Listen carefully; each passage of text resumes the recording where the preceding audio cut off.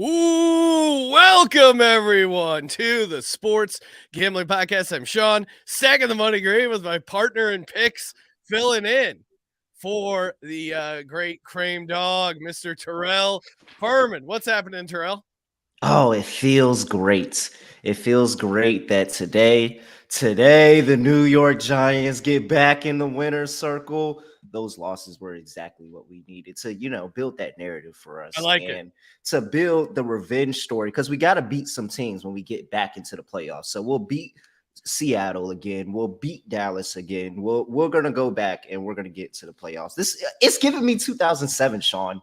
I'm feeling 2007, Sean. Well, now when you say beat Dallas again, of course you're not referring to this season because you guys did lose Yes, to Dallas. I'm referring to the one time we beat them in like the last 6 years. Yes, that is the one time that I'm referring to. It doesn't matter because guess what happened the last time the Giants made the playoffs and lost to Dallas 2 times in the regular season? They beat them at home. Oh, Jerry Jones, do you have tickets to the NFC Championship game? Do you? I just have a question. Do you? He's got to start jinxing them early. All right, we got the chat is live. It is lit. Oh man, Macon Bacon says he has a 550 to 1. Of course, we're here to answer your questions. Shout out to Scott Bowser. Lane Elliott says my mom needs a new water heater. Let's get this money, fellas. Lucky Nugget trying to say Titans money line. Bark, bark. No, sir. AJ Brown revenge game. AKA Eagles route loading. I'm big on the Eagles passing game, as you would expect. And your boy, Scott Reichel, I'm going to highlight a couple of SGPN parlays that I've already tailed this morning. One is Scott. He gave out a 3-team player parlay. Mike White, 300 plus yards, plus 220. Parlay with AJ Brown, 100 plus yards receiving, and Justin Fields, 80 plus rush yards. That pays 26 to 1. So I like that guy. What's sort of early action you got? You got any DGen stuff you're already cooking up, Terrell? Yeah, we're working on the DGen parlay right now. I decided to wait until we got on screen, and we're gonna build this as a unit. Oh, I love it. And so I decided to wait on it. We're gonna have the touchdown parlay, but yeah, I mean, how do you not like anybody for the Texans to score today? Like, how do you not like the Texans today? I feel like that is just because everybody is sitting here saying that, oh, all the public is on the Browns. That means everybody thinks the Texans are going to keep this game close. How do they keep it close? They have to score somehow, and you're getting the best odds on everybody on their team to score touchdowns. Yeah, and Dameon Pierce, I think, is due for a bounce back game. I mean, that's what you can do against the Cleveland Browns team. You can pound the rock, you can run it down their throats. And that's I think that's how they're going to keep this game close, is just give Dameon Pierce a ton of carries. Couple 2 touchdown stuff. I'll give this out early. I was going to save it, but I can't. I'm too excited. I got 2 separate 2 touchdown bets. One is Quez Watkins. He's like 45 to 1 right now. And here's how we get there. Again, like Quez Watkins is getting more involved with no Dallas Goedert. And then also, like, the Titans secondary is a little banged up. I think the Eagles are going to throw the ball more. Devonta Smith dealing with the groin thing. Like, A.J. Brown, I think, is the obvious one, but his 2 touchdowns is like 650. I'd rather roll the dice, go Quez Watkins at like 45 to 1. And my other 2 touchdown play, I like, give me Deshaun Jackson to catch 2 touchdown passes. They don't really have much going on in Baltimore as far as pass catchers.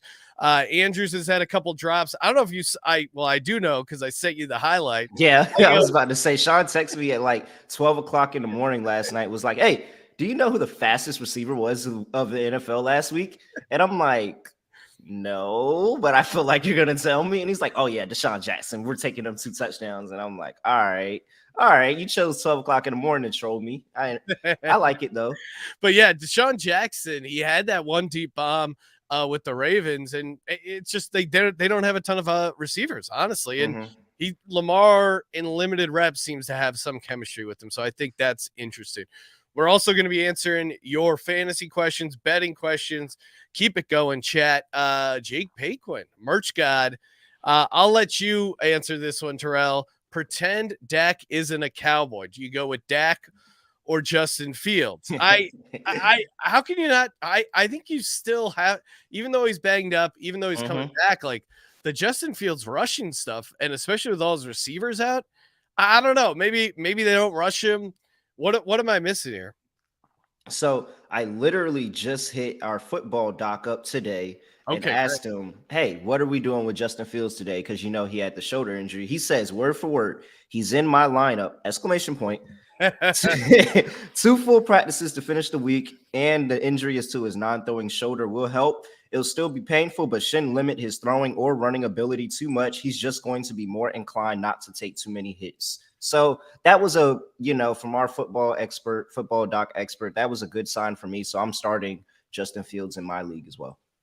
Yeah, I think you got to put Justin Fields in there just because of the rushing upside. Maybe if you're like want to play it really safe, obviously Dak, all bias aside, should have a decent game against the Colts, but I could see them being a little sleepy against the Colts, or again, like they seem to be running the ball more. That seems to be working for them, on Thanksgiving. But yeah.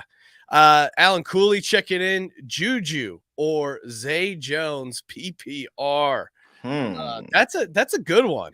Because I think Juju is pretty interesting as far as like a bounce back spot, but then Zay Jones, he's been good, and he's been getting the targets and the looks in that offense. So I think I'm gonna say Juju, just because I think that Juju could really walk into a 10 catch day today. Like they're gonna try to control time of possession against the Cincinnati Bengals, not really give the ball back too much. They're not that good at running the ball, and so I just see a bunch of short passing work. Probably gets the Eli Apple matchup today, and I don't think I think that's somewhere that they can exploit. So yeah, I'll go with Juju.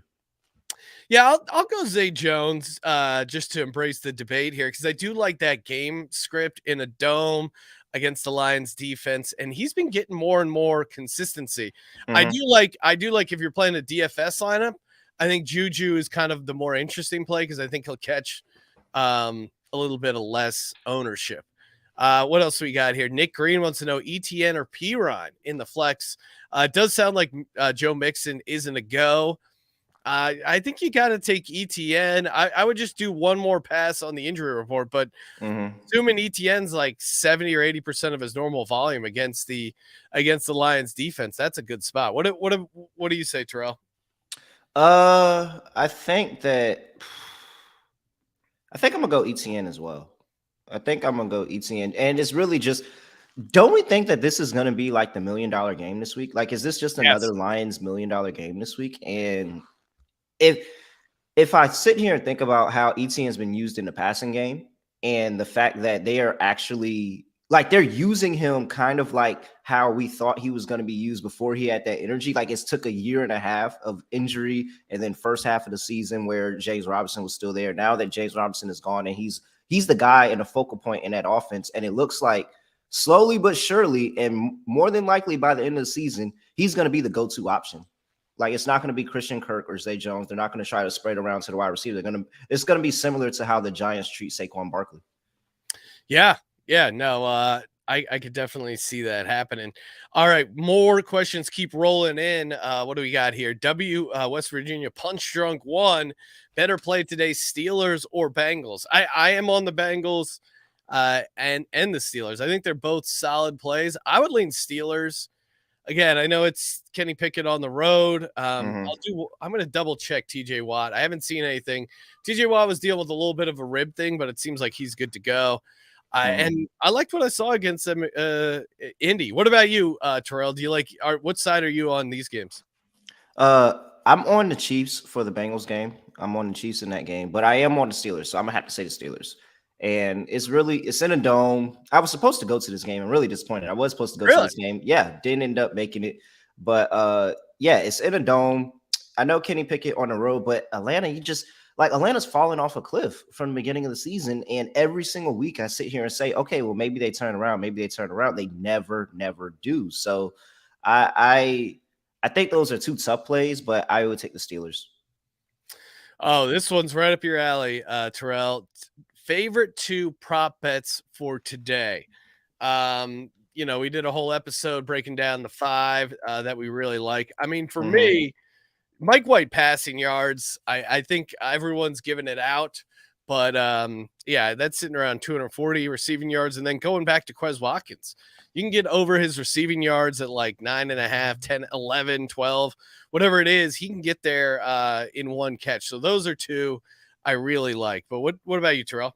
For me, my two are probably going to be, I'm trying to get a number on Justin Fields rushing because I feel like it's going down with the injury and people are not playing. Well, it's still at 63. It's still at 63 and a half. And I mean, I know he has the shoulder injury. I know we talked about he might not be inclined to take more hits. He's still going to run the ball. Like it's this, you got to think of this 30th last place in rush DVOA is this Packers defense, and they're not going to just run Montgomery. They're going to run Fields too. They're not going to take away a whole aspect of his game just because he's hurt, because that's going to send him back to what Matt Nagy was doing with him. So yeah, I still think that his rushing upside is still there. So give me 63 and a half rushing yards for Justin Fields. And I don't know how I can. All right, I guess the only way I'm not on Mike White passing is I'm going to take Mike White over 1.5 touchdowns at plus 100. Okay.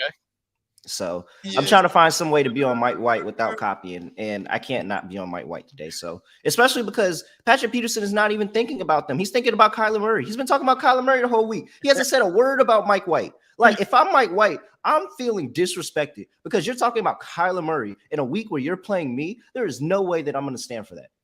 Terrell, this is right up our alley as far as guys who like talking about what's going on in the locker room, narrative stuff. Did you see the video of the Jets players, the entire Jets team getting on the plane to fly to Minnesota? They're all wearing Mike White t-shirts. Everybody's wearing Mike White t-shirts. First of all, whoever made that, they got a bag. Yes.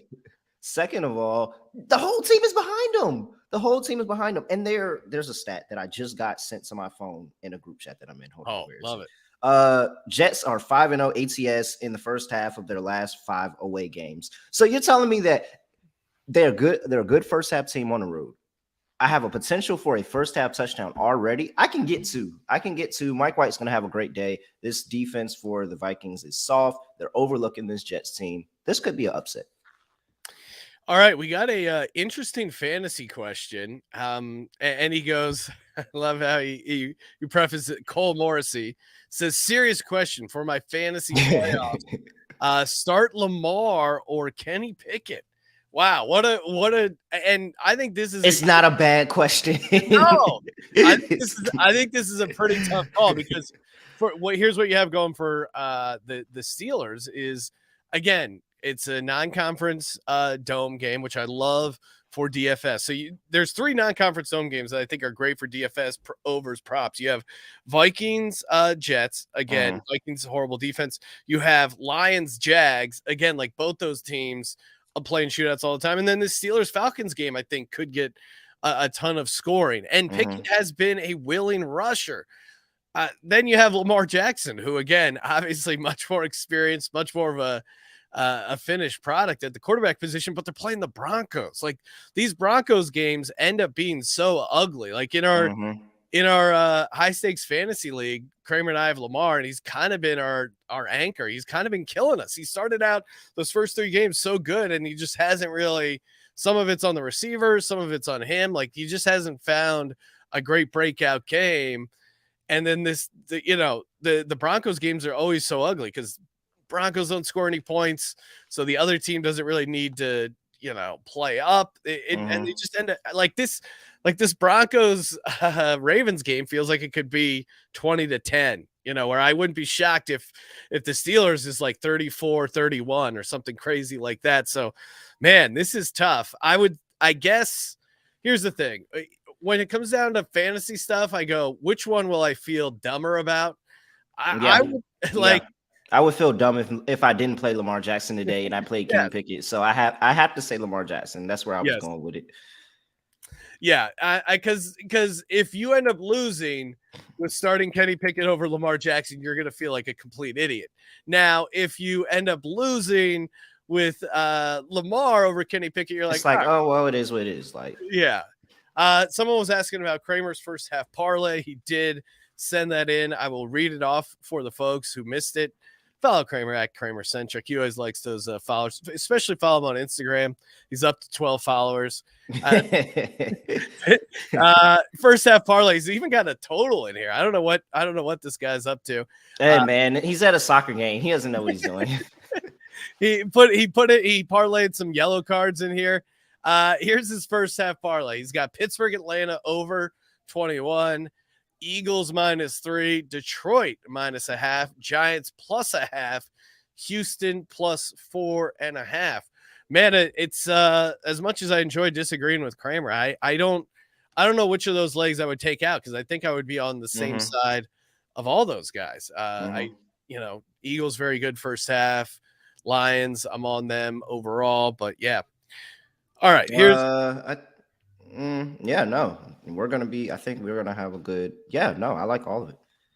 Macon Bacon says he likes to play Broncos 0 touchdowns every week. That's amazing, and that's a fun bet. That's actually a very. I wonder how are you up? How much are you up on that? You got to be doing pretty well. Well, everyone keeps seeing that stat of Russell Wilson passing touchdowns versus bathrooms he has in his house, and he's not even close right now to reaching the number of bathrooms in his house. Absolutely. I'm curious to look what the actual line is on Russell Wilson passing touchdowns, because I mean, as prop gods, why have we not just been hammering the under on this thing the entire season? I bet it's comically, it has to be like, yeah, let me see. I think the funny part about all of this is the fact that the first prop show of the year, I gave out Russell Wilson's over 1.5 passing touchdowns. And now, as we get to the end of the season, I'm like, wow, that was such a dumb bet. Well, and shout out to the listeners who dug through all my underdog drafts and found my worst one. It was one where it was like, hey, it was terrible. Because there were some where, like, I'll do, like when you're doing these best ball drafts, you'll do like scenarios of like, hey, what if Russell Wilson goes to Denver, has an MVP season? Yeah. What does that look like? Yeah. Yeah. And it looks like a complete disaster. It's comically funny how many Broncos I had in the one lineup, but Russell Wilson under 1.5 passing touchdowns, -250. That's insane. I mean, I still like the under though, even at -250. How can you take over 1.5 passing touchdowns for Russell Wilson? He just has nothing good going on. He's just not good. Like, I can't give you any type of handicap on why this is a good play or why you should be betting against him. He's just not good. This team is just not good. Chat is lit. Again, toss us a like, share, subscribe, rate, review. Let's go, guys. Oh, Michael Carter's out? I thought he was playing. Okay. I didn't. It looks like he's out. Is he out? It did seem like Ty Johnson, just based on his DFS price, seemed like he was going to be the guy who got it done. But yeah, that's interesting. Yeah. Still like. So now I'm starting Nico Collins. That's how struggle of a league I'm in. How much of a struggle of a league I'm in. But then sliding in Nico Collins late. All right. What do we got here? Eric saying Jalen Hurts most passing yards early window +850. He says, I think it's possible. Yeah. I mean, the problem is there's just so many of these good dome games that could lead to shootouts. I do think Eagles try and throw on the Titans, but he's more efficient than he is a guy who like racks up a ton of because he does it on the ground. Like they're so committed to the run, and if you can run on one of the best run defenses in the league right now, you're going to commit to it. Yep. I think they'll be able to throw in the Titans secondary, so that I do 757 finest.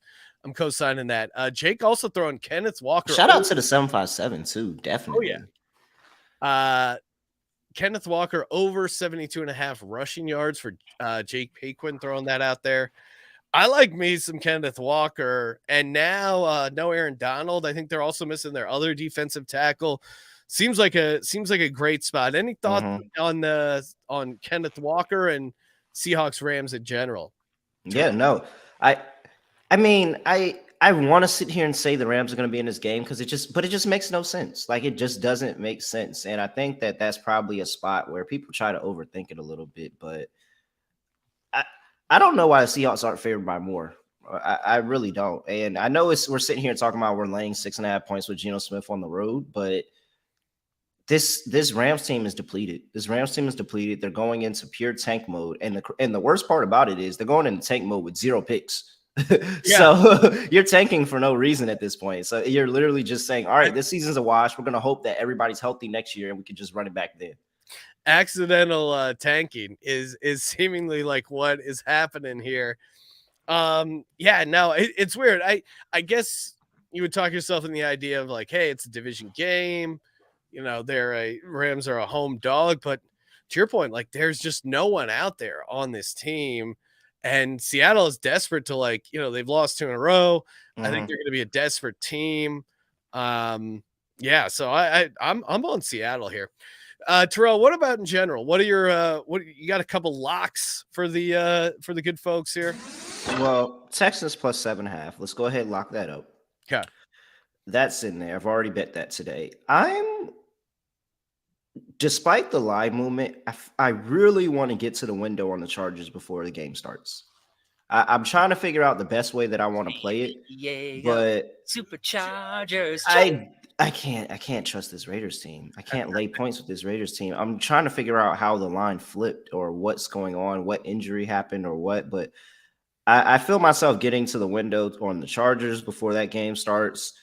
See, for 49ers minus 4.5, like this seems like this is the spot. Like, that's the no sweat that you're going to cash this ticket no matter what. I know we sitting there. We're not laying a bunch of points with Kyle Shanahan and Jimmy Garoppolo. There's a little bit too much height on this Dolphins team. They're a public favorite. They haven't seen this 49ers defense. And you got to think that they're going to know what McDaniels is going to want to do. And they're going to limit them offensively. I don't see Miami's defense holding down all the offensive weapons that the 49ers have. So I think it's just going to be as simple as Jimmy Garoppolo is just going to pass the ball to Deebo Samuel, Christian McCaffrey, George Kittle, and they're going to get a whole bunch of yards after catch. They're not going to be able to tackle on the road. It's going to be a really ugly game for the Dolphins. I think this is like a prime letdown spot for the Dolphins. So I'm all over the 49ers. I think they blow the Dolphins out. I would play their win margin by 2 touchdowns. Ooh, that's a fun sprinkle. And I think I'm with you. 49ers were one of my locks. I think on the podcast we picked it at 3.5. Still like it at 4.5. I think you can find some like -4, -120s. I would try and find those. I do think, man, the Bosa versus like backup offensive tackles, that dude is just gonna eat. And it does feel like it could be a wake-up call here for our good buddy Tua, who again. And if you think about what they're saying about Miami this season compared to last season, they're saying the offensive line is playing way better and Tua has time. So if we saying that last season was Tua with no time and this season is Tua with time, he's going to look like Tua of last season this today. So, yeah, no, I'm not backing. I can't back the Dolphins at all. I think that this is going to be a complete rout by the 49ers. And I'm pulling up the inactives. I think Deebo Samuel is probably going to be out. If he does play, I think it's going to be limited. It didn't seem like he was getting much in practice. So, yeah, and not only their left tackle Armstead, their right tackle Jackson is out for the Dolphins. So I think they're really going to be in trouble. Alan Cooley's got a teaser play like Seahawks -1.5, Chargers +9.5, Baltimore, Ravens -3.5. Tough to disagree with any of these teasers. Maybe you go 7-point teaser so you can get Baltimore under. That's why they moved it up to 9.5. So you couldn't try and do some digging, see if you can find that 9 so you can tease Baltimore down to 3. That would be my advice. But yeah, Chargers. I mean, the Raiders winning it back-to-back overtime games, like, it just doesn't feel sustainable. Like, I think they're really due to come crashing down to the ground here. Kind of wrapping things up. Terrell, do you have a anytime touchdown parlay you want to throw out for the good folks? Yes, I do. Let's go with George Kittle in that game that I said that the 49ers should put up a bunch of points. We're going to go back to Justin Fields, even with the injury. Justin Fields. I'm starting Logan Thomas out of necessity because one, I had Kyle Pitts, and then I didn't have Kyle Pitts. This is the Dynasty League. I had Kyle Pitts, and I didn't have Kyle Pitts. I had Dallas Goedert. Then I didn't have Dallas Goedert, so now I have Logan Thomas. So we're going to take Logan Thomas to score a touchdown because he's playing against the Giants. So of course he's going to score a touchdown. And then Dameon Pierce. Guess what that pays? Okay, so you got Dameon Pierce, Logan Thomas, and then sorry, what was the first Justin one? Justin Fields and George Kittle. Whew. 40-1. 69-1. Oh, there you go. Nice. 69-1. Perfect. Hashtag Legends only. I mean, we're not going to beat that, Terrell. That is a perfect way to close things out.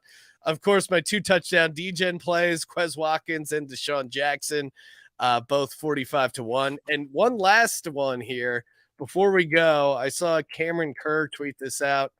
I really liked it as well as far as some DGen only action. He got it 100-1 over on WinBet. Of course, sportsgamblingpodcast.com/WinBet. Steelers -6.5. Pat Freiermuth, anytime touchdown. Kenny Pickett, anytime touchdown. Kenny Pickett, 280 plus passing yards. That pays 100-1. Oh my God. I'm on board with that. So yeah. Let's go. Hey, Terrell, appreciate you calling in. Good seeing you. Yep. And I picked you guys against the Commanders, so hopefully you guys get it done. Follow Terrell on Twitter @ReallyRel. Check out all his podcasts on the Sports Gambling Podcast Network. I'll be back with Kramer, like hour-ish after the games wrap. Again, youtube.com/sportsgambling. Subscribe, rate, and review. For the Sports Gambling Podcast, I'm Sean, second the money green, and he is Terrell. Man, I don't even know what I'm going to say in the podcast, so we're just going to end it like this. Furman, let it ride.